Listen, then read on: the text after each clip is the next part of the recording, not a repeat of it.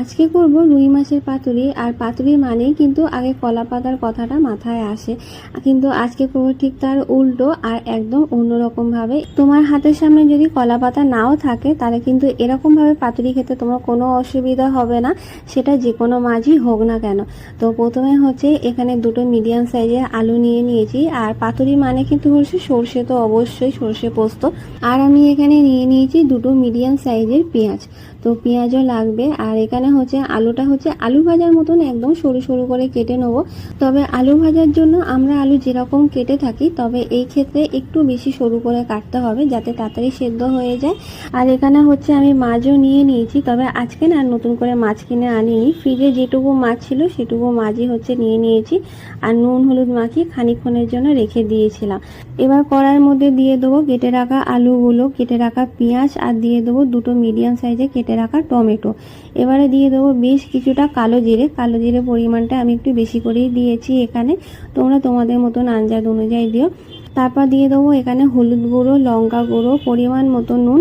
আর এখানে নিয়ে নিয়েছি কিন্তু আমি এখানে শুধুই সর্ষে বাটা, আজকে আমি এখানে কোনো রকমের পোস্ত বাটা ব্যবহার করিনি। এবার হচ্ছে বেশ খানিকটা সর্ষের তেল দিয়ে এটাকে ভালো করে হাতের সাহায্যে মেখে নেবো।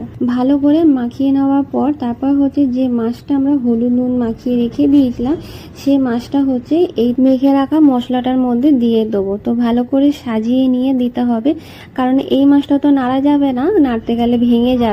আর তারপর হচ্ছে সাইড থেকে কিছু আলু মশলা এর উপরে চাপা দিয়ে দেবো। তারপর উপর দিয়ে দিয়ে দেবো বেশ কটা কাঁচা লঙ্কা চেরা, যেটা অবশ্যই দিতে হবে। আর সব থেকে বড় কথা, যে যেরকম ঝাল খেয়ে থাকে। তারপর গ্যাসটাকে একদম লো আছে দিয়ে তরকারিটা হচ্ছে একেবারে বসিয়ে দেবো 1 ঘন্টার জন্য ঢাকা দিয়ে। এতে কিন্তু কোনো রকমের আজকে জল ব্যবহার করিনি। আর মাছের তরকারিটা হয়ে এলে বেশ খানিকটা কাঁচা সর্ষের তেল এর ওপর দিয়ে কিন্তু ছড়িয়ে দিতে হবে।